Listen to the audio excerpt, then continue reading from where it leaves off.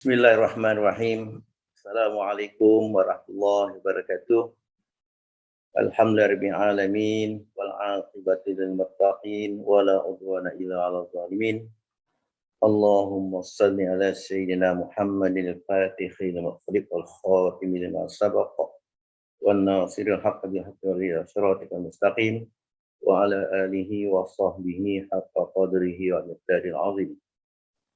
Saya pertama terima kasih penghargaan yang tinggi kepada Badan Darul Salamah Warahmah, khususnya pada Ananda Azhar Ridwan yang mengendalikan majlis untuk kali kedua, majlis yang kita mulakan tradisinya iaitu syarah puisi tazkirah. Selama ini puisi kita baca, kita sampaikan tetapi tidak dikupas kandungannya. Jadi alhamdulillah dengan dokongan Darussalamah Warahmah, insyaAllah kita memulakan tradisi membuat kupasan puisi-puisi, dan seperti yang saya cadangkan akan datang, kita boleh mengundang pakar ataupun sastra klasik yang dapat mengupas puisi-puisi tulisan Hamzah Fansuri yang banyak berkaitan dengan soal akidah, soal tasawuf, dan juga puisi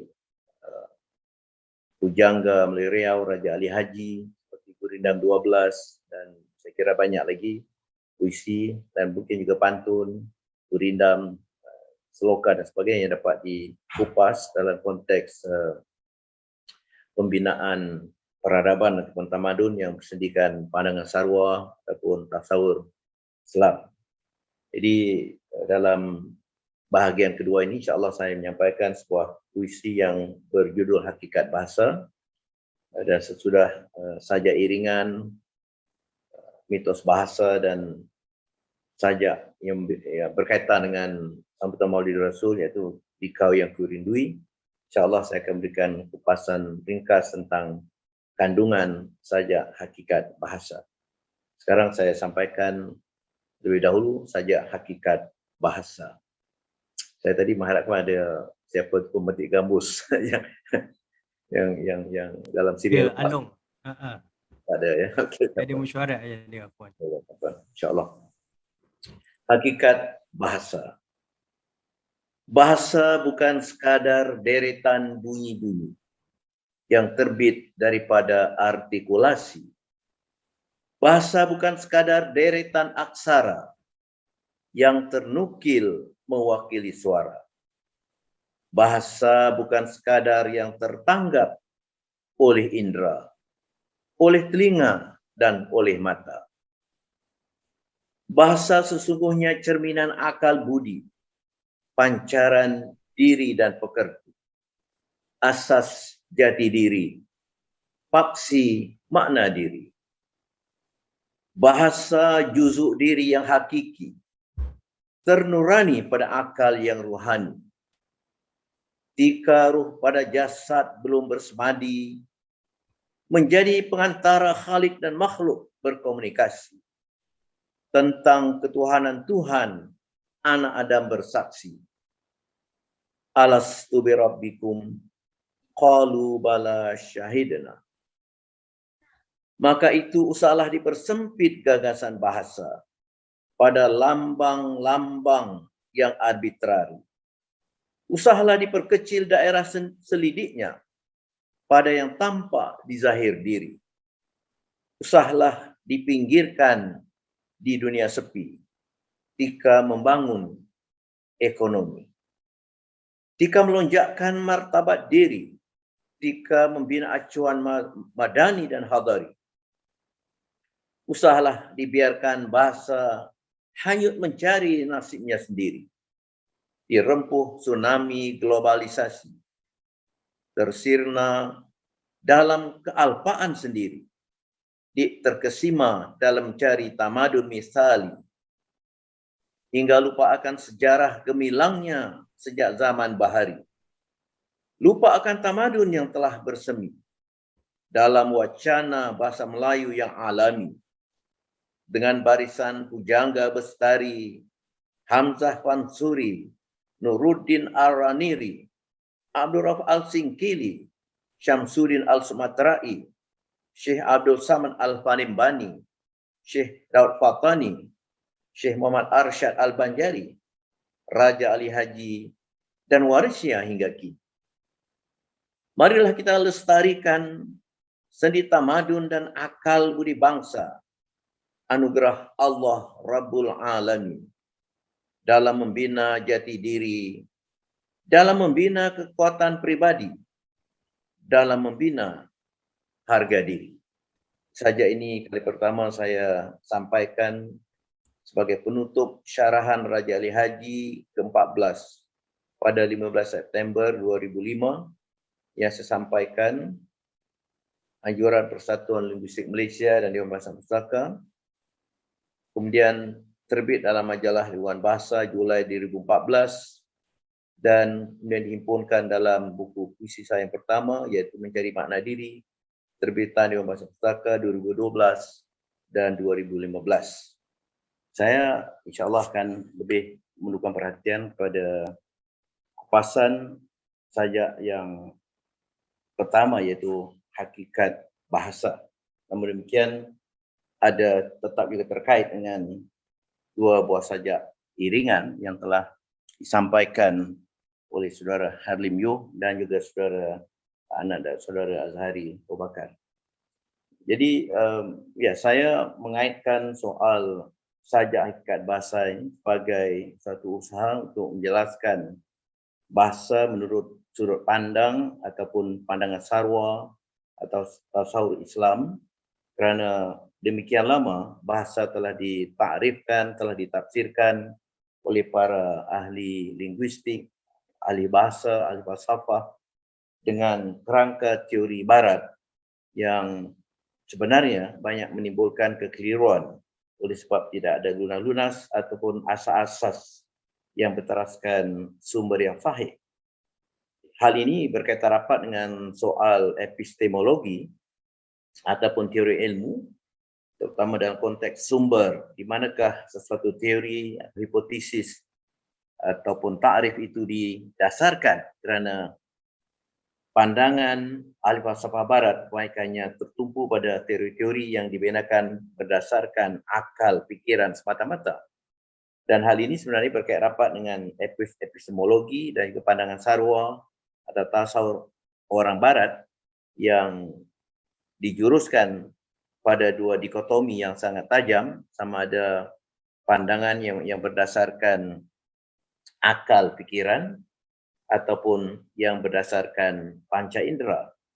Jadi dalam kes ini kita dapati bahawa banyak teori yang dikemukakan oleh ahli-ahli linguistik, ahli falsafah barat itu berdasarkan rasionalisme ataupun satu lagi berdasarkan pendekatan empirisisme.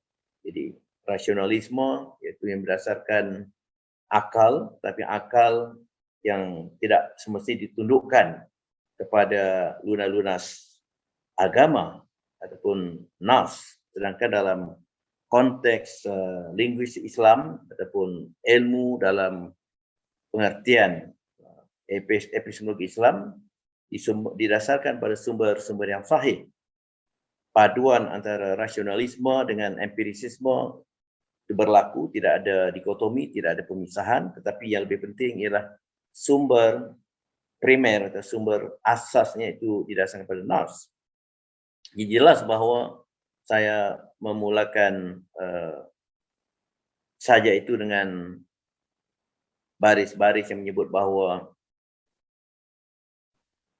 bahasa bukan sekadar deretan bunyi-bunyi, kerana menurut huraian dan analisis ahli-ahli bahasa barat, bahasa yang dikatakan bahasa hakiki adalah bahasa yang diujarkan secara lisan. Sementara bahasa tulisan dikatakan satu bentuk salinan daripada bahasa yang sebenar, iaitu bahasa lisan.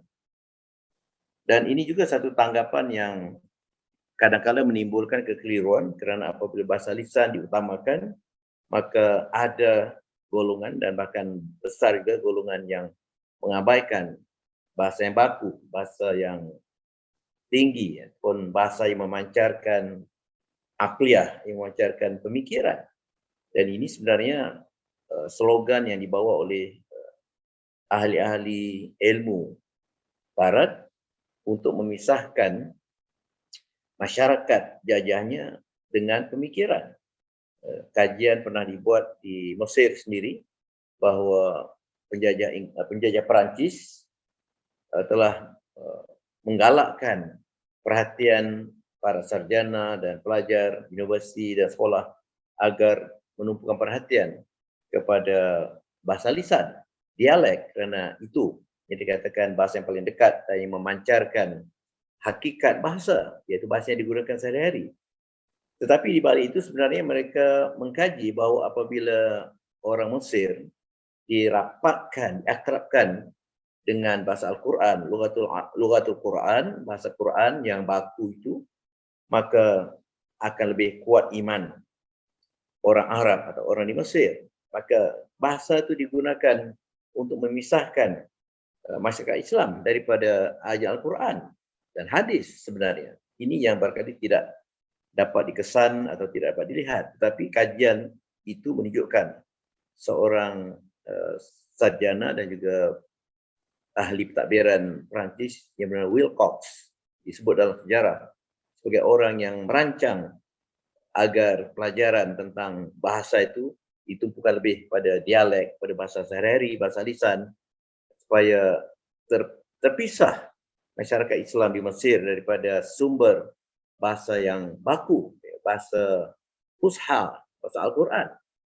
Jadi ini sebenarnya perkara yang secara halus dilakukan oleh penjajah Perancis di Mesir, dan itu tidak mustahil juga berlaku dalam konteks negara-negara jajah lain di bawah penjajah Inggris, penjajah Spanyol dan yang lain. Oleh sebab itu, bahasa pada hakikatnya bukanlah semata-mata deretan bunyi-bunyi yang menjadi keasyikan sebahagian ahli linguistik, iaitu mengkaji fonetik. Tidak salah mengkaji fonetik, tetapi fonetik sekadar alat, sebagaimana juga dalam konteks kita mempelajari Al-Quran. Tajwid diperlukan, tetapi sekadar kita menguasai tajwid, maka intisar Al-Quran tidak dapat dihayati, tidak ada tadabbur yang dilakukan. Dan inilah yang sekira puluhan tahun yang pernah dikritik oleh pendeta Za'ba kerana kebanyakan orang Melayu masih pada tahap membaca Al-Quran sebagai satu qiraah, sebagai satu pembacaan semata-mata. Tidak ada tadabbur, tidak ada penghayatan. Dan sekira ini juga masalah yang masih berlaku hingga kini. Jadi oleh sebab itu, tentang bahasa, sebenarnya kita tidak boleh meremehkan bahasa persuratan atau Za'ba mengatakan bahasa surat sebagai lawan bahasa mulut ataupun bahasa cakap. Kedua-duanya penting, tetapi bahasa mulut atau bahasa cakap atau bahasa dialek, bahasa sehari-hari itu penting dalam konteks perhubungan yang agak biasa. Tetapi dalam perhubungan yang ilmiah, perhubungan pemikiran dan ilmu, diperlukan bahasa suratan ataupun yang fusha kalau bahasa Arab. Dalam bahasa Melayu, istilah bahasa Melayu baku. Dalam bahasa Inggeris, ada standard English. Dalam bahasa Mandarin, ada Putonghua, iaitu standar bahasa Cina standard yang dijadikan bahasa ilmu, bahasa pentadbiran, bahasa undang-undang, dan bahasa-bahasa yang digunakan dalam konteks yang rasmi dan konteks pemikiran. Jadi ini perkara yang saya kira penting saya uraikan supaya kita tidak terjebak oleh slogan dan oleh perancangan licik penjajah yang hendak memisahkan masyarakat jajahan itu, terutama orang Islam, daripada sumber ilmu Al-Quran. Dan bagi bahasa Melayu, sumber ilmu orang Melayu yang tidak dapat memahami Al-Quran dalam bahasa Arab, membaca terjemahnya, membaca tafsirnya. Dan tafsir serta terjemah Al-Quran ini dalam bahasa yang baku, terjemahan bagi fusha. Maka apabila diusahakan untuk dipisahkan masyarakat daripada bahasa suratan, maka lambat laun masyarakat juga terpisah pada intisari daripada Al-Quran. Ini perkara pertanyaan tersebut supaya kita jangan sampai terjebak dan terpedaya oleh cara dan kaedah orang Barat mengkaji bahasa yang lebih tertumpu pada bahasa lisan. Saya tidak menyalahkan kajian bahasa lisan, itu juga penting, tetapi bukan dengan tumpuan hanya bahasa lisan. Kerana ada satu aras lagi lebih tinggi, iaitu bahasa kesuratan, bahasa yang baku, bahasa untuk pemikiran, bahasa ilmu yang sangat perlu dikuasai. Dan sebagai umat Islam sendiri, kita tidak patut hanya menguasai bahasa basahan, kerana bahasa ilmu, bahasa yang diperlukan bagi mengungkapkan hal-hal ilmu, hal-hal pemikiran dan hal-hal falsafah. Dan ini diperlukan untuk kita membangkitkan dan membangun tamadun bangsa kita yang berdasarkan ilmu.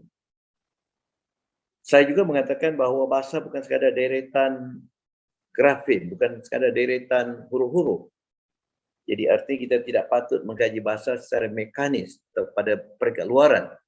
Maka saya juga mengatakan bahasa jangan dilihat, jangan disempitkan daerah selidiknya pada yang tampak di zahir diri. Tapi juga yang lebih penting, bahasa yang dikaitkan dengan soal alam rohani. Dan ini berkaitan dengan soal hakikat bahasa yang juga berkaitan rapat dengan hakikat diri insan ataupun diri manusia. Kerana diri manusia seperti yang diuraikan dalam Al-Quran, dalam hadis dan juga oleh para ulama, bahawa diri insan terdiri pada dua juzuk yang besar, dua bahagian yang besar, iaitu diri yang rohani, diri yang batin atau diri hakiki, dan satu lagi diri yang jasmani, diri yang zahir, iaitu yang dapat dilihat, tubuh badan kita, kepala, telinga, mata, hidung, ya, tangan, perut, kaki dan sebagainya.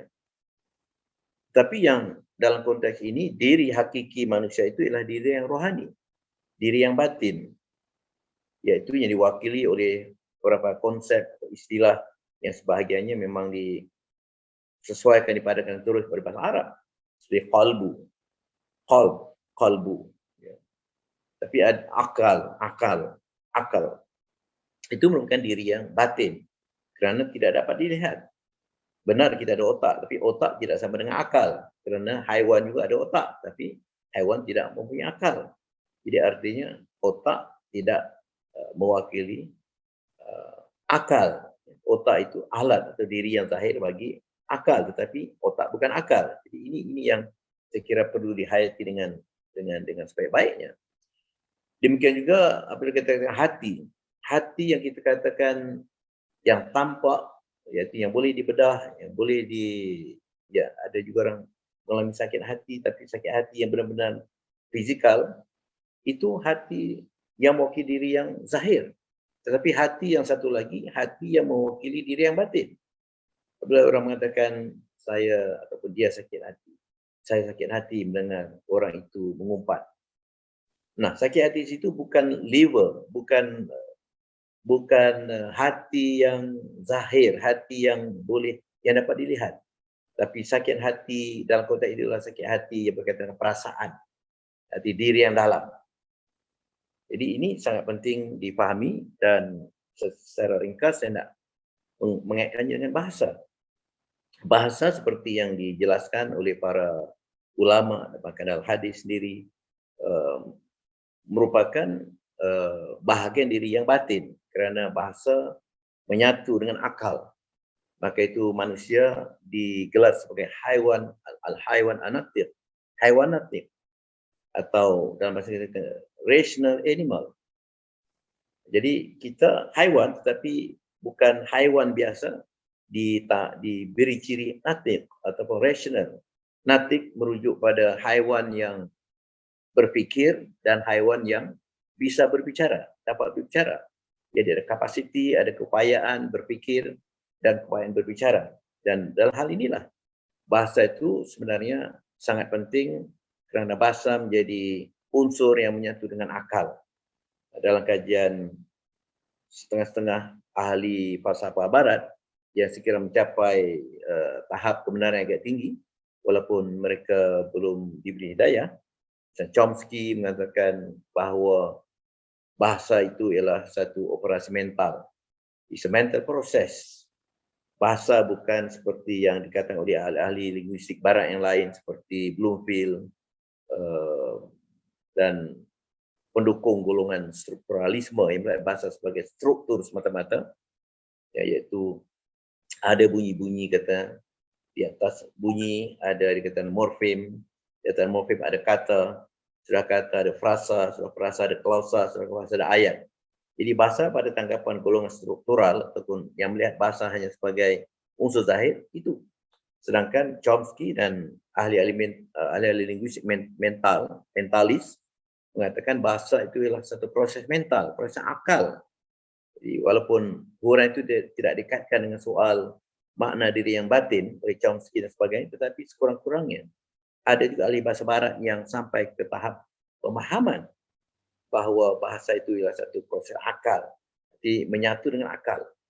Maka itu bahasa dapat dikategorikan sebagai bahagian diri yang batin, diri yang rohani.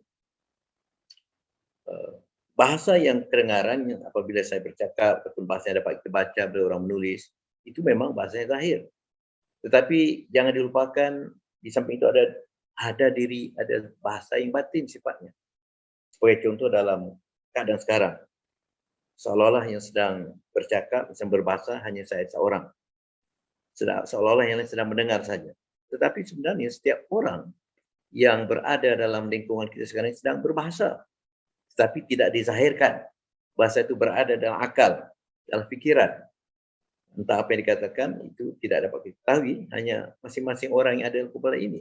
Jika ada 11 orang atau mungkin lebih yang menonton melalui Facebook. Semua orang sedang berbahasa. Sama ada sedang bercakap sesuatu tentang isi ceramah atau kuliah ini ataupun sedang bercakap tentang satu hal yang di luar isi kuliah. Mungkin tentang hal makanan, mungkin tentang hal kegiatan riyadhah. Biasa, maka itu apabila murid misalnya tidak berikan tumpah perhatian pada guru atau mahasiswa tidak berikan perhatian pada pensyarah, itu sebenarnya kerana mereka itu sedang berbahasa lain daripada konteks bahasa yang sedang digunakan oleh pensyarah atau oleh guru. Ya. Sebagai contoh, biasa saya menguji mahasiswa saya atau pelajar. Sekarang cuba ada catat apakah yang ada dalam fikiran anda dalam tempoh 5 minit sebelum ini. Maka mahasiswa pun mencatat apa yang dipikirkan. Itulah bahasa. Itu yang dikatakan bahasa dalaman. Dalam kalangan ahli sarjana Jerman, ada istilah yang dikatakan inneres Sprachraum. Sebutan mungkin tidak tepat dengan sebut orang Jerman. Tapi maknanya inneres Sprachraum ialah bentuk bahasa dalaman yang tidak kelihatan dalam bentuk tulisan, tidak didengar, tapi dizahirkan dalam bentuk dalaman. Maka itu dalam sastra kita mengenal istilah sebagai interior monolog. Jika monolog itu masih dapat didengar, orang bercakap sendiri. Tetapi ini interior monolog. Nah itulah lebih kurang padanan bagi yang saya katakan bahasa dalaman. Jadi bahasa dalaman ini kaitannya rapat dengan perilaku, dengan sasya, dengan tingkah laku sangat rapat, sangat jelas. Seseorang yang tidak bertindak melakukan sesuatu, maka sebenarnya ia dikuasai atau diperintahkan oleh bahasa dalamannya. Sebelum dia mengumpat, sebenarnya niatnya itu, ataupun fikirannya, mereka cerita, ataupun cara untuk menyampaikan umpatan itu, sudah pun berlaku sebelum dizahirkan. Nah itu sebenarnya yang saya katakan bahasa sangat penting dalam memberikan acuan kepada sasya seseorang.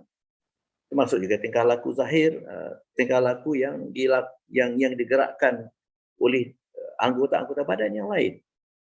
Misalnya apabila seorang hendak menuju satu tempat, sebenarnya digerakkan oleh niatnya. Niatnya itu dalam bentuk ayat sebenarnya. Ayat tetapi tidak dizahirkan. Misalnya terlintas di pikirannya mau pergi ke suatu tempat katakan untuk ziarah, ya itu arti dia dikawal atau dikuasai oleh niat yang baik, bahasa yang baik, maka orang itu pergilah menziarahi orang sakit atau orang yang meninggal dan sebagainya. Tetapi ada kata di bahasa yang dalam itu, bahasa yang dipakai oleh syaitan, oleh iblis atau oleh jin yang jahat, maka tindakan itu yang susulannya juga berkaitan dengan apakah bentuk bahasa dalam. Katakanlah tujuan si pencuri hendak merompak, hendak mencuri. Itu sebenarnya sudah ada bahasa di dalam yang menyebut nawaitunya, niatnya atau rancangannya itu mencuri.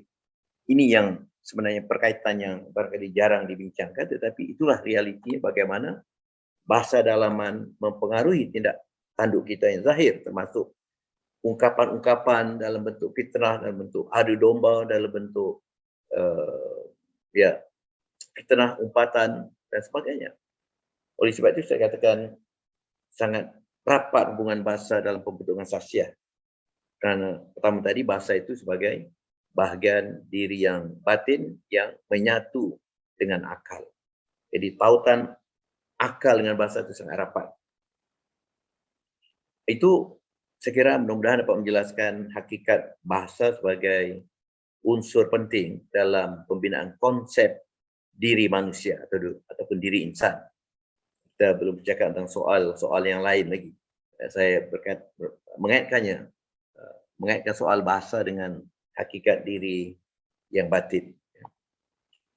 Kemudian jelas juga bahawa asal-usul bahasa, asal-muasal bahasa itu seperti yang dipaparkan oleh sebahagian besar sarjana barat, sarjana bukan Islam, bahkan juga sebagian sarjana Islam yang tidak menyadari ini sebagai kesilapan dan kesalahan, mengatakan bahawa bahasa itu sesuatu yang merupakan milik manusia sesudah manusia lahir di dunia. Ada teori yang demikian. Walaupun ada juga teori barat yang mengatakan bahasa itu sesuatu yang hadir dalam diri manusia bersama-sama dengan kehadiran dalam hubungan dengan Tuhannya, hubungan primordial. Ada kekian itu. Walaupun mungkin tidak disandarkan pada nas ataupun pada ayat-ayat kitab suci mereka. Tapi bagi kita orang Islam itu jelas bahawa bahasa sebenarnya sudah zahir, sudah terbentuk, sudah wujud sebelum kita lahir di dunia. Semasa kita berada di alam roh lagi, sebenarnya kita telah memiliki bahasa. Tetapi dalam bentuk yang dikatakan potensi berbahasa. Dan ini yang dijelaskan oleh Noam Chomsky sebagai bentuk innate. Jadi teori innate theory, iaitu bahasa sebagai sesuatu yang innate, sesuatu yang ternurani dalam akal manusia. Sekurang-kurangnya ada juga ahli bahasa barat seperti Chomsky yang sampai pada pemahaman dan fakta bahawa bahasa itu sesuatu yang telah ternurani pada manusia sebelum manusia lahir di dunia.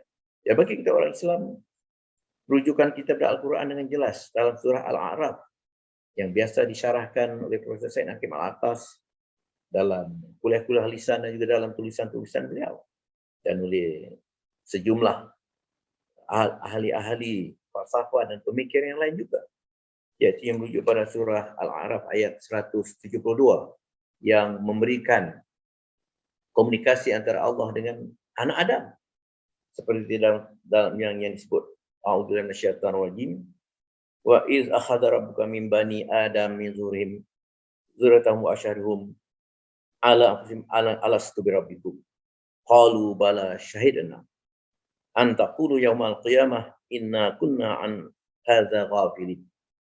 Ingatlah wahai Muhammad, ketika Tuhanmu mengeluarkan zuriat anak-anak Adam daripada tulang belakang mereka atau tulang sulbi mereka, dan Allah menjadikan mereka saksi terhadap diri mereka sendiri. Sambil Allah bertanya dengan firman-Nya, bukankah aku Tuhanmu? Alastu birabbikum? Mereka semua menjawab, benar. Qalu bala syahidna, benar bahawa engkau adalah Tuhan kami dan kami menjadi saksi.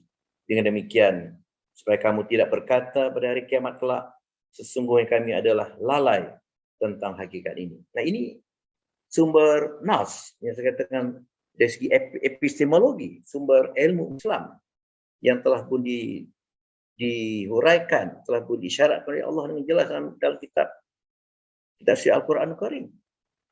Mengapa misalnya hal ini tidak dijadikan sandaran oleh ahli-ahli linguistik Islam sendiri? Kerana kita terjajah mental kita, terjajah pemikiran kita, terjajah kebudayaan kita, terjajah sikap dan persepsi kita. Kita tidak mau menyemak bahawa teori-teori yang dikumpulkan oleh Barat itu sebahagiannya palsu dan tidak mencapai kebenaran. Walaupun saya katakan ada juga teori-teori Barat yang dapat diselaraskan dengan hakikat yang dijelaskan oleh Nas ataupun oleh sumber-sumber Islam. Menjadi hal yang agak berat bagi saya apabila ayat pertama membaca kitab Al-Quran satu Al-Baqarah, Bismillahirrahmanirrahim, Alif Lam Mim, Zalikal kitabul la raiba fi hudal lil muttaqin. Alif lam mim. Bahwa sungguh inilah Quran diturunkan yang tidak ada sebarang keraguan, tidak ada sebarang syak padanya untuk orang-orang yang bertakwa. Jadi kalau dalam ayat pertama surah Al-Baqarah telah menjelaskan bahwa tidak ada barang satu pun ayat dalam Al-Quran itu yang palsu yang dapat disyaki menimbulkan keraguan, maka tidak sewajarnya timbul sebarang keraguan ataupun kealpaan kita untuk mengkaji pelbagai ayat Al-Quran yang menjelaskan sifat, ciri dan ciri bahasa termasuk hakikat bahasa juga sebagai sesuatu yang telah dikurniakan oleh Allah, bukan sesuatu yang lahir dalam atau pada diri manusia seperti yang disebut dalam teori behaviorisme, iaitu bahasa ini lahir kerana terjadinya tindak balas pada yang dikatakan proses rangsangan dan gerak balas, stimulus response theory, teori rangsangan, ada rangsangan dan ada gerak balas, seolah itulah punca timbulnya bahasa sebagaimana perbuatan-perbuatan lain. Jelas bahawa teori itu berpengaruh luas tapi tidak didasarkan pada hakikat bahasa. Walhal dalam Al-Quran dengan jelas Allah mengatakan dalam surah Ar-Rahman, Bismillahirrahmanirrahim, Ar-Rahman 'allamal Quran, khalaqal insan, 'allamahul bayan. Ar-Rahman, Tuhan yang Al-Quran, Tuhan yang menciptakan insan atau manusia, dan Tuhan yang menciptakan bahasa, yang memberikan bahasa, kepandaian berbicara dan kepandaian memahami daripada bicara pihak lain. Jadi jelas bahawa dalam surah Ar-Rahman ini tidak ada sebarang keraguan untuk kita mengatakan, atau tidak ada sebab untuk kita mengatakan bahawa bahasa itu lahir secara semula jadi kan pada diri manusia kerana ada suatu rangsangan dan ada suatu gerak balas. Walhal sebenarnya Allah telah memfirmankan, Allah lah yang memberikan kepandaian berbahasa kepada manusia. Ini yang antara yang ingin saya jelaskan dalam sajak hakikat bahasa. Dan juga dengan kita mengenal hakikat bahasa sebagai sesuatu yang bersifat rohani, iaitu bahagian diri yang rohani, maka kita mengenal diri kita. Pertama tadi mengenal diri kita kerana dalam alam ruh lagi, apabila kita ditanya oleh Allah, alas birabbikum, kita semuanya sebelum kita lahir ke dunia, semuanya itu berpegang pada satu akidah yang sama. Itu ilmu asas yang tertinggi yang diberikan oleh Allah di alam ruh. Itu ilmu akidah, ilmu pengesahan Tuhan, ilmu tauhid. Dan itu artinya peranan bahasa dalam memberikan ilmu yang trust, yaitu ilmu akidah. Dan ilmu ini jugalah yang nanti akan disoalkan kita berada di alam barzah. Jadi kalau Allah bertanya, malaikat bertanya dalam alam barzah dan kubur, "Man rabbuka?" sebagai contoh. Maka itu sebenarnya berkaitan dengan ikrar kita sebelum kita lahir ke dunia. Dan kita lahir di dunia, di Mayapada, kita diuji sama ada kita memenuhi ikrar itu tadi, bahawa kita mengesahkan Allah, mengaku hanya Allah satu-satu Tuhan yang ada, atau kita menyeleweng.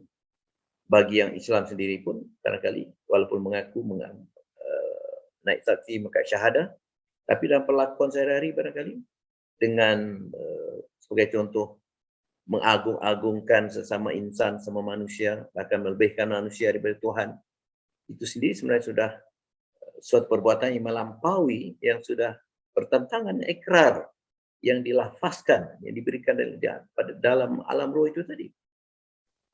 Jadi perkara ini perlu dan patut menyedarkan kita bahawa bahasa yang berlaku dalam komunikasi antara Allah dengan kita di alam roh itu dahulu menjadi asas supaya kita semasa berada di dunia berhati-hati agar tidak mempersekutukan Allah secara lisan, perbuatan, atau dalam bentuk bahkan tulisan.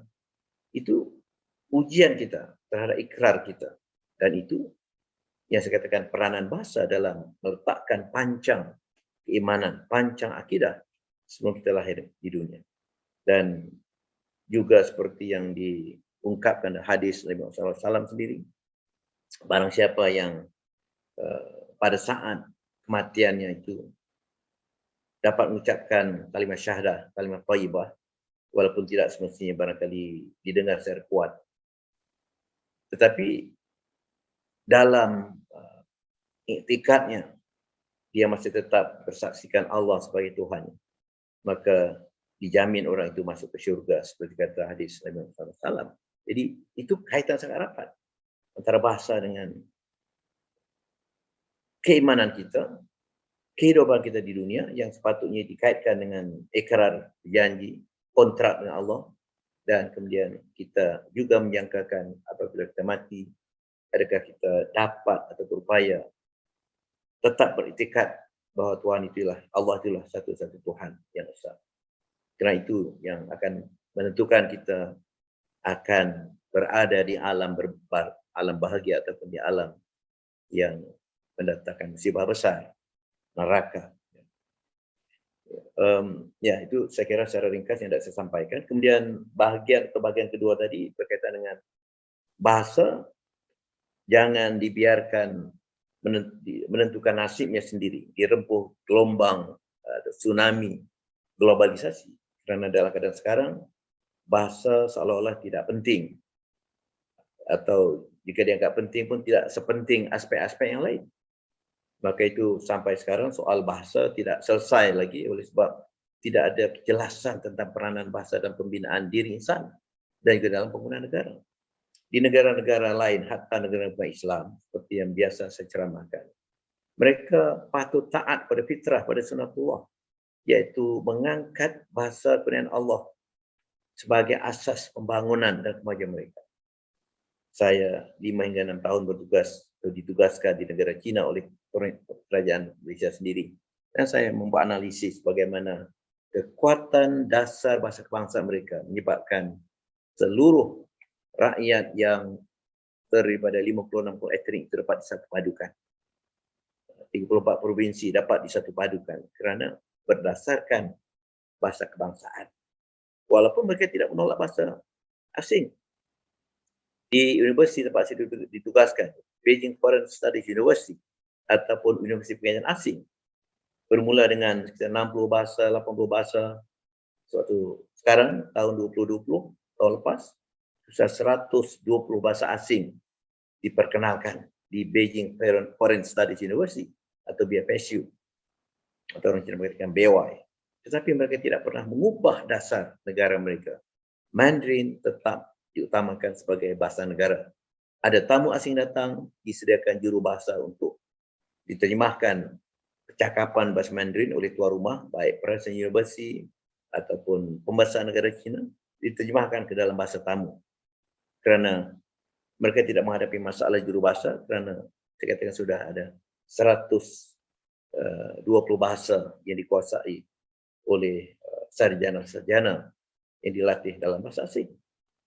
Demikian juga di Jerman. Saya pernah menjadi profesor tamu 2 kali di Goethe Universität Frankfurt, Jerman. Yang mereka masih tetap sekurang-kurangnya 70% bergantung pada kekuatan bahasa Jerman mereka. Sehingga mereka menjadi kuasa atau negara industri berat yang hebat. Negara pengeluar ubat-ubatan yang terkenal. Ya. Dia orang berbangga memandu Mercedes, Volvo dan sebagainya. Ya. Jentera-jentera berat itu dihasilkan, jentera percetakan seperti Heidelberg itu mengambil nama sebuah kota klasik, kota kuno di Jerman, Heidelberg. Di Belanda sendiri, di Perancis, di Korea Selatan, di Jepun, ini negara-negara yang pernah saya kunjungi dan pernah saya lakukan sedikit tinjauan ilmiah tentang dasar bahasa mereka.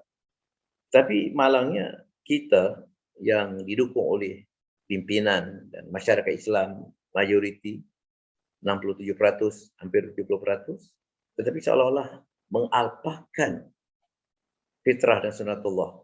Kita mengalpahkan surah Ar-Rum ayat 22 yang mengatakan bahawa Allah antara tanda keesaan dan Allah itu termasuk menjadikan langit, bumi, dan pelbagai bahasa untuk manusia dan pelbagai warna kulit. Itu ayat 22 surah Ar-Rum. Apakah natijah, apakah makna daripada ayat 22 surah Ar-Rum? Maknanya ialah bahawa Allah menggunakan setiap bangsa dengan bahasa masing-masing. Orang Melayu dengan bahasa Melayu, orang Cina dengan bahasa Mandarin, bahasa Cina, orang Turki dengan bahasa Turki, orang Parsi dengan bahasa Parsi, orang Arab dengan bahasa Arab, dan sebagainya.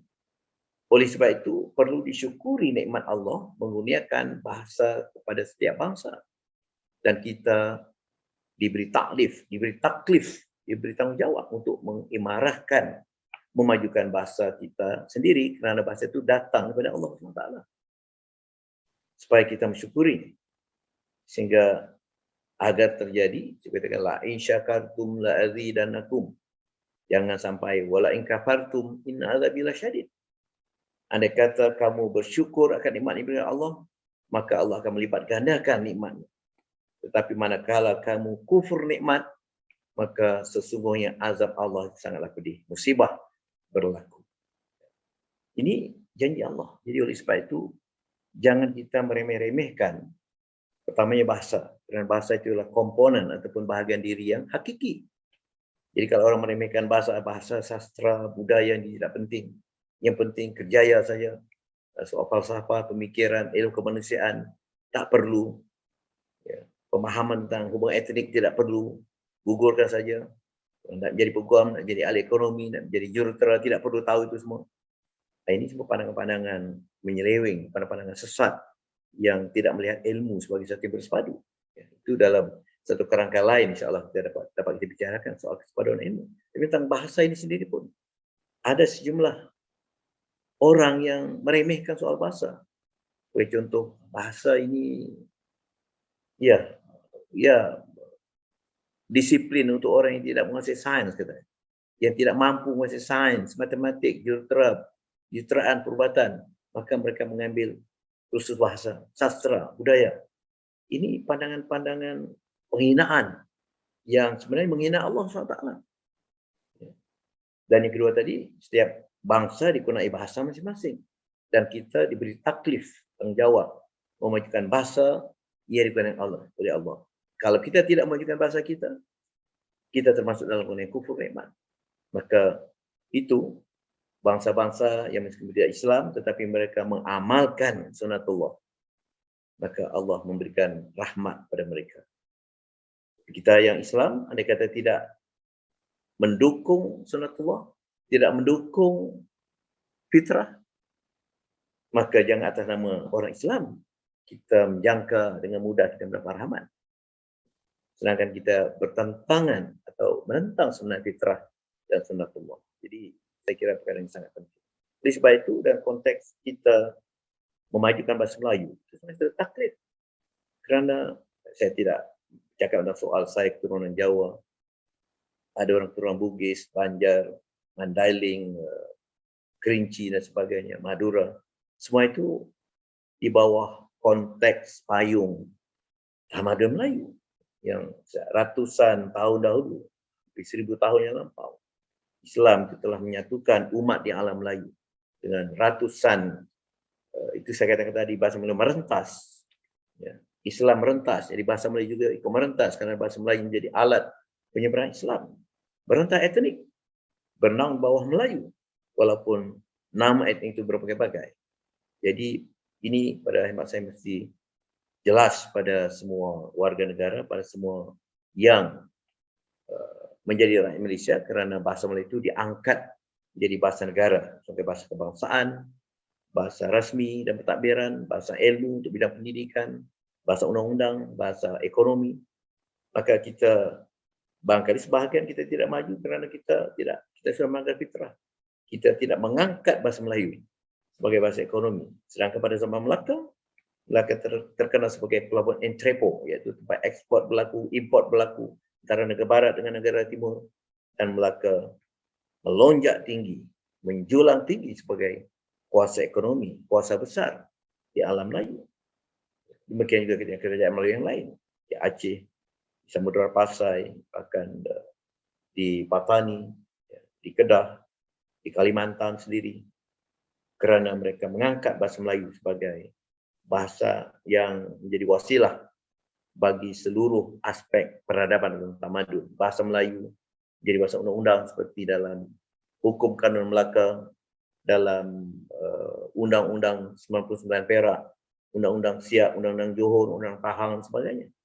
Bahkan untuk Kepulauan di Pelabuhan ada Undang-Undang Kecil Laut Melaka, peraturan undang-undang tentang dagangan masuk keluar masuk kapal di pelabuhan dan sebagainya.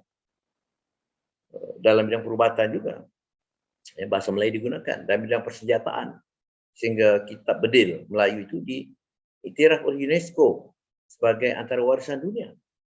Kurang kita sudah ada beberapa buah karya lama Sulatul Salatin yang mewakili ke arah historiografi sejarahan diakui warisan dunia. Hang Tuah sebagai epik Melayu diakui sebagai warisan dunia. Karya-karya Panji, karya sastra diakui, dan kitab bedil itu diterima. Surat-surat Sultan Kedah diterima juga sebagai warisan dunia, kerana surat-surat itu mewakili bidang diplomasi, bidang perhubungan antarabangsa. Jadi peranan yang telah dimainkan oleh bahasa Melayu pada zaman bahasa Melayu klasik, dalam zaman Kesultanan Melayu dahulu itu patutnya sekarang kita teruskan kesinambungannya. Inilah rangka perjuangan saya dan rakan-rakan berjuang bahasa, bukan berjuang dalam soal bahasa kerana semata-mata kita orang Melayu, tapi ada taklif, ada tanggungjawab dan ada agenda besar kita untuk mengangkat tamadun kita dengan berteraskan bahasa yang dikurniakan Allah kepada kita. Dan ini juga selaras apabila dimulakan wawasan 2020 dalam, saya kira dalam pancang ke-9, saya disebut maju dalam acuan sendiri.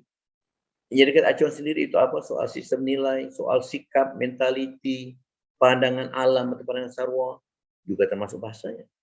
Maka itu apabila ada look is policy ataupun dasar pandang ke timur, kita berasa muskil mengapa dasar pandang ke timur itu tidak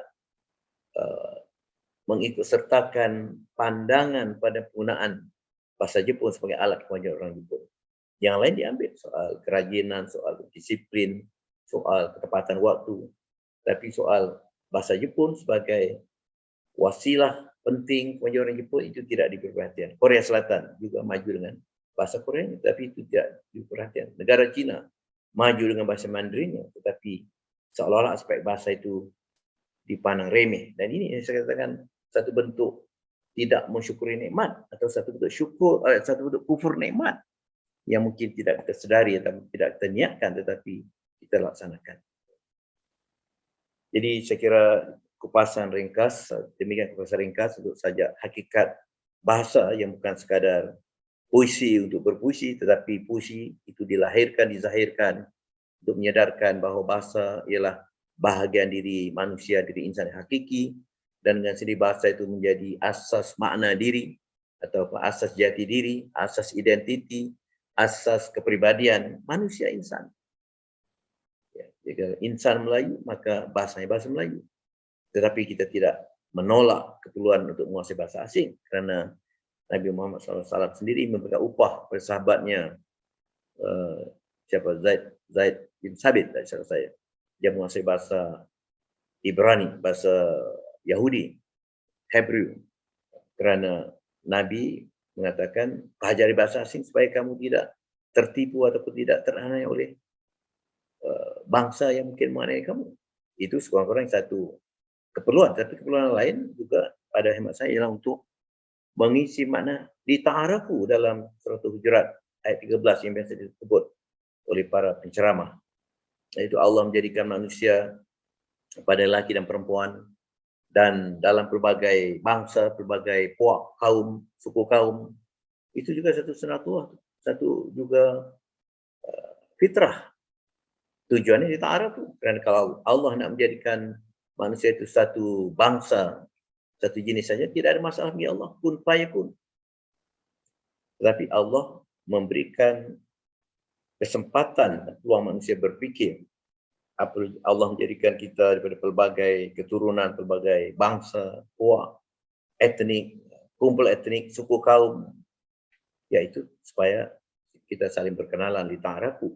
Tetapi lita'arafu yang biasa saya kemukakan sana sini bukan sekadar mengenal kalau bentuk fisikal ini bangsa ini, kalau hidungnya mancung ini bangsa ini, kalau hidungnya pesek ini orang kita, orang Melayu, orang Jawa.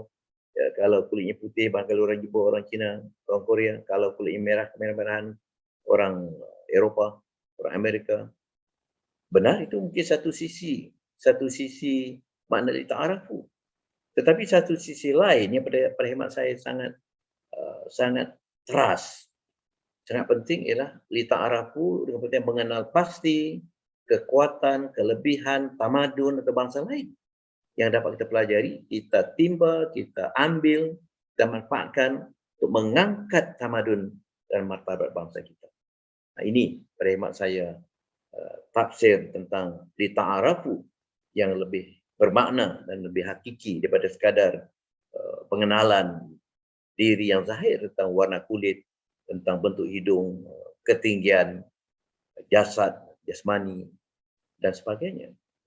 Jadi oleh sebab itu bahasa sangat penting dalam konteks memenuhi konsep lita'arafu tadi, lita'arafu, saling memanfaatkan kekuatan, kelebihan bangsa dan tamadun lain, dan dalam konteks yang sajak tadi sebagai asas jati diri kerana bahasa itu menyatu dengan akal terletak di bahagian diri yang batin.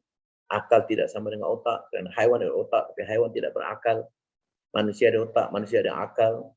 Maka kita melihat perbezaan antara diri yang jasmani daripada diri yang hakiki, diri yang batin, diri yang rohani. Dan keperanan bahasa dalam soal pembangunan seperti yang saya sebut secara ringkas tadi berkait rapat dengan pembangunan kerana itu terjadi dalam sejarah sendiri apabila zaman keemasan Abbasiyah, pelbagai ilmu berkembang pesat dan orang barat mengambil ilmu-ilmu daripada Bani Abbasiyah tetapi tidak dalam bahasa Arab, diterjemahkan ke dalam bahasa-bahasa barat. Memang diwujudkan sejumlah pakar bahasa Arab yang hebat.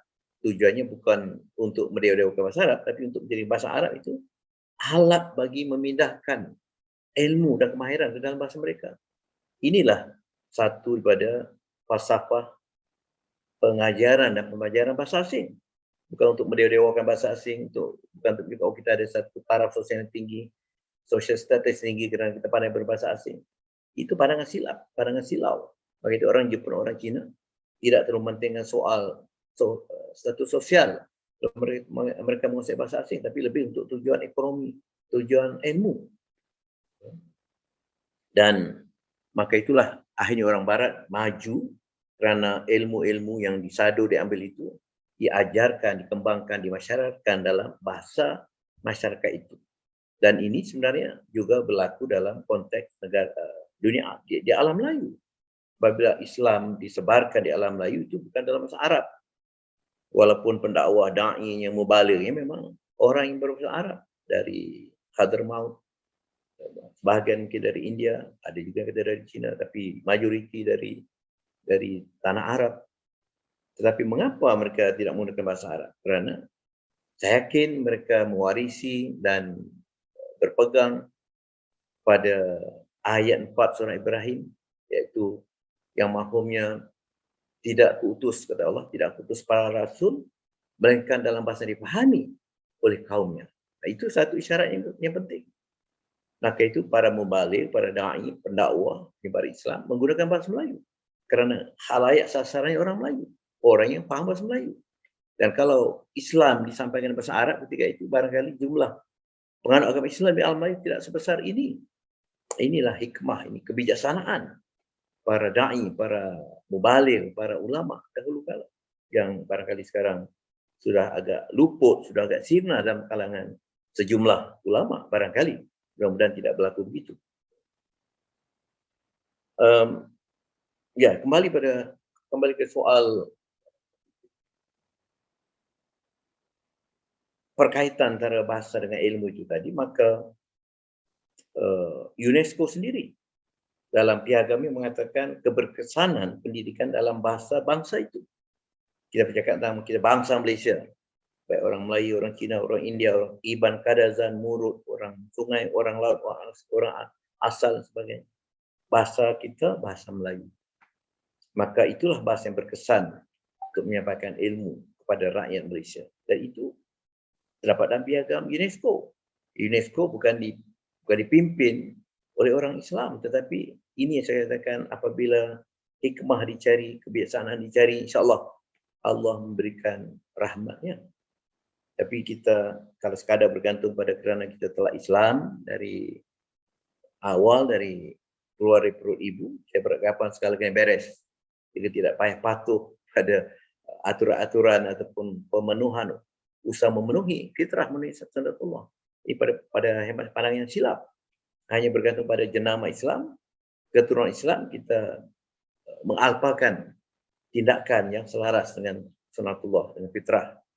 Jadi demikianlah saya kira sekadar syarah yang dapat saya berikan untuk sajak saya hakikat bahasa. Dan dalam sajak mitos bahasa pun ada saya sebut bahasa itu satu anugerah Allah, bukan satu yang sia-sia. Itu maksud itu ada kaitan dengan ayat 22 dalam surah Ar-Rum itu tadi. Jadi bahasa digunakan oleh Allah pada semua bangsa dan hendaklah dihormati, dimarahkan, dimajukan. Ya, saya kira demikianlah secara ringkas syarah saya tentang sajak hakikat bahasa. Mudah-mudahan dapat menjentik minda, dapat menjadi bahan pikiran, bahan renungan, bahan takbulan untuk kita menilai persepsi kita, pemahaman kita tentang bahasa dan hubungan bahasa dengan makna diri, dengan jati diri ataupun diri insan itu siapa. Satu padanya kerana wujudnya bahasa pada diri kita. Kalau kita kaitkan diri kita sebagai al-haywan natik atau rational animal. Apakah peranan kami ini untuk mengangkat perkara ataupun perkara yang diperjuangkan oleh ayahanda itu sendiri? Yakni saya kira ini bukanlah maknanya perjuangan individu, tetapi saya mengira ini perjuangan rakyat Malaysia keseluruhannya. Ya, ada dua pendekatan. Satu pendekatan yang boleh kita kaitkan dengan peranan pihak berkuasa, ya, Kementerian Pendidikan, dengan kerajaan sendiri, patut mengangkat bahasa negara sebagai benar-benar bahasa yang peranan seperti yang telah ditentukan dalam Perlembagaan Negara 152, Akta Wawasan Kebangsaan, Akta Pendidikan.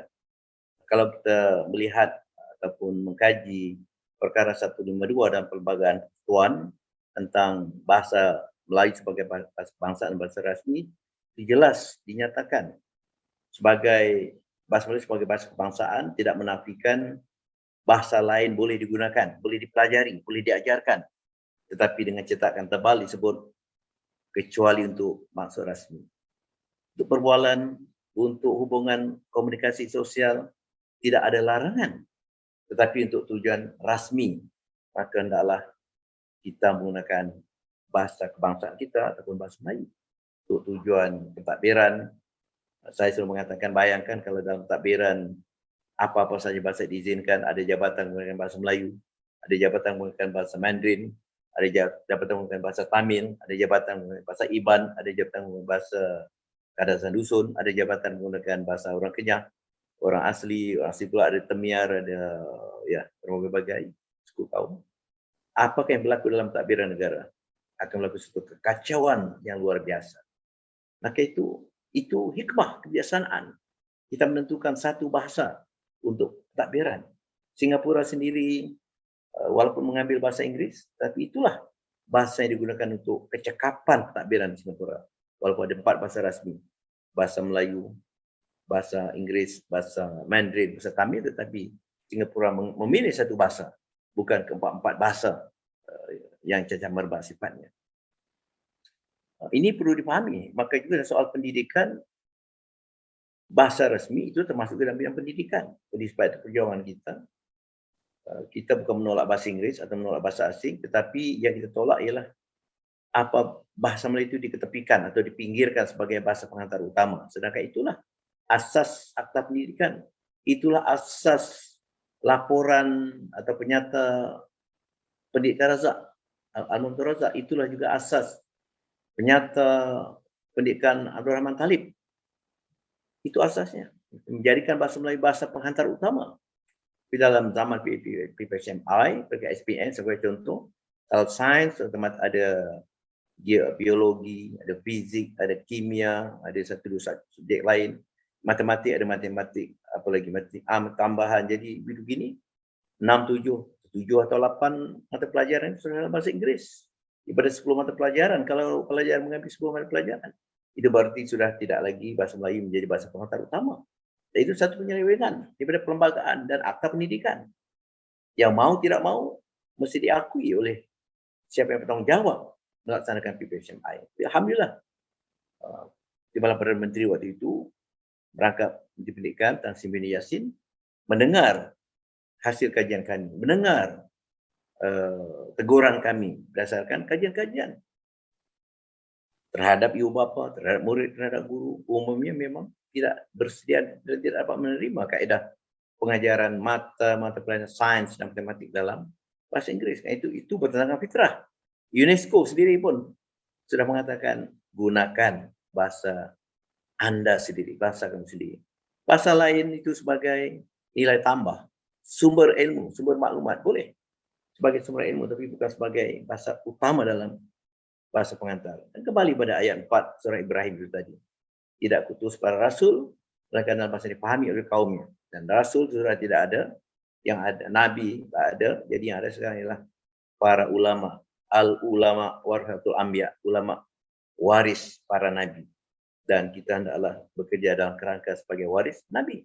Kalau kita menyebut maulid rasul tapi kita tidak menghormati nabi, tidak menghormati cara rasul berdakwah, iaitu berdakwah menggunakan bahasa yang oleh kaumnya, maka sebenarnya kita hanya menyambut maulid rasul sebagai sambutan ritual yang tidak membayangkan penghayatan yang hakiki tentang sambutan maulid rasul. Jadi sambutan maulid rasul ini pada hemat saya pun perlu diisi dengan lebih ilmiah, dengan lebih berkesan, walaupun penting juga kita melakukan atur cara ritual itu untuk menghidupkan semangat, itu penting.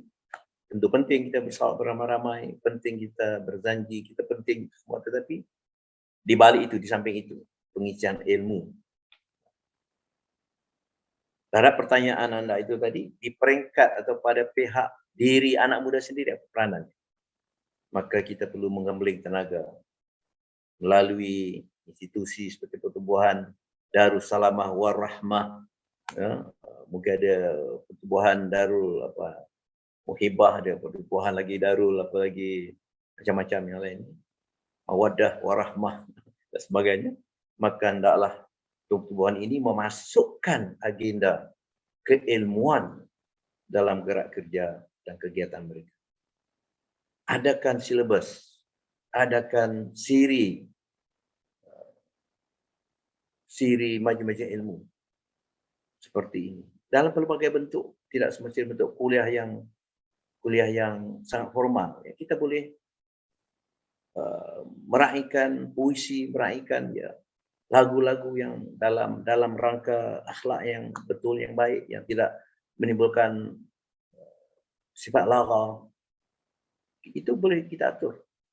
Kesedaran ini dapat dilakukan apabila ada pimpinan badan-badan belia, badan-badan pemuda untuk menarik sekian banyak anggota-anggota persatuan, dan apabila ini berlaku di peringkat seluruh negara, maka kita akan dapat menghasilkan golongan muda yang celik akalnya terhadap isu-isu semasa dan terhadap penting ilmu, pentingnya kita menyedari isu-isu berkaitan kemasyarakatan, pendidikan, kebudayaan, bahasa, agama.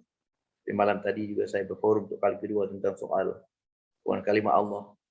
Ini sebenarnya sangat rapat dengan kaitan satu agenda besar, satu grand design untuk melemahkan Islam. Bukan sekadar soal teknikal membocah kara padat di custom untuk mendapat pelepasan untuk pembacaan sendiri, tapi itu sebenarnya asap yang menjadi gejala, menjadi tanda wujudnya api dalam sekam. Jadi banyak isu yang perlu kita sedari, kita hayati, dan ini memerlukan pendedahan. Jadi perlu selalu kita bergabung, berpadu dengan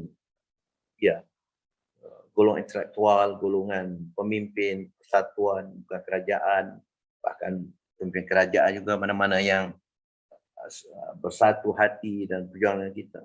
Kita mesti selalu melakukan muzakarah, mengadakan perancangan bersama.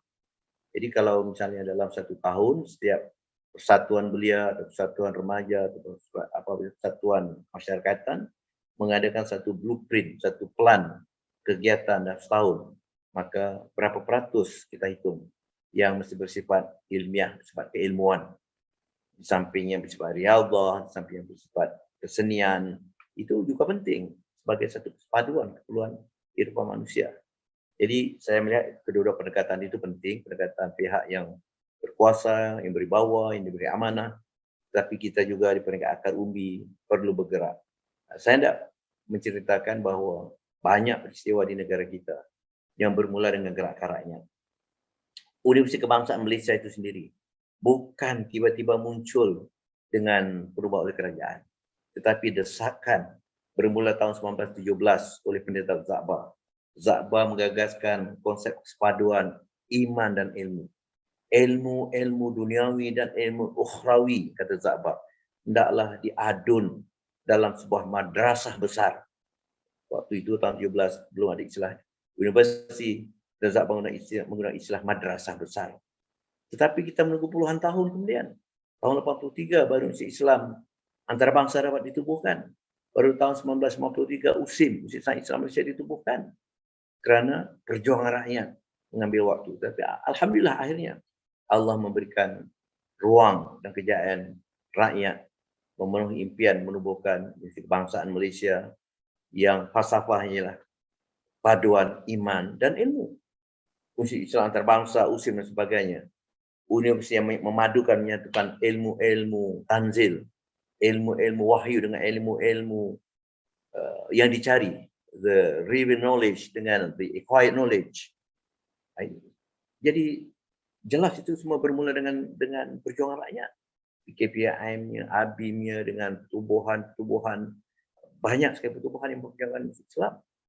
Dan Dewan Paksa Pustaka sendiri yang ditubuhkan pada tahun 56, tahun semua kemerdekaan, itu sah bukan bermula daripada keputusan kerajaan, tapi satu desakan rakyat bermula dengan Kongres Bahasa dan Perseratan Melayu pertama tahun 52. Kemudian Kongres Bahasa Perseratan Melayu yang kedua tahun 54. Kongres Bahasa Perseratan Melayu yang ketiga tahun 56. Baru akhirnya Dewan Paksa Pustaka disetujui oleh kerajaan untuk ditubuhkan. Alhamdulillah ketika itu takdirnya almarhum Tun Razak sebagai Menteri Pendidikan yang memahami denyut hati sanubari rakyat menerima gagasan itu dan bersetuju menubuhkan Dewan Paksa Pustaka. Maka itu jangan kita semata-mata bergantung pada pihak berkuasa. Kerana pihak berkuasa ada keterhadaan dalam konteks pemikiran juga, mau tak mau kita akui, dan konteks iltizam, komitmen juga kadang-kadang ada masalah. Walaupun ada pemimpin yang kuat iltizam, tapi kalau tidak dilakukan secara kolektif, tidak akan terjadi impian itu. Tetapi kita dari akar umbi kita perjuangkan, insya-Allah pada satu masa Allah akan berikan ruang perjuangan ikhlas kita itu mendapat tempat dan terjelma, terzahir seperti yang sepatutnya. Itulah pandangan umum saya, tapi saya mengatakan ini hampir-hampir hujung tahun, saatnya terbaik kita mula merangka blueprint, merangka kegiatan-kegiatan untuk tahun 2022. Apa kegiatan itu? Mesti ada peratusan tertentu yang ditumpukan dari soal ilmu, soal ilmiah, muzakarah dengan pemikir-pemikir, dengan pejuang-pejuang yang kita kenal pasti. Itulah secara ringkas jawapan pada pertanyaan anak anda Azhari Abu Bakar.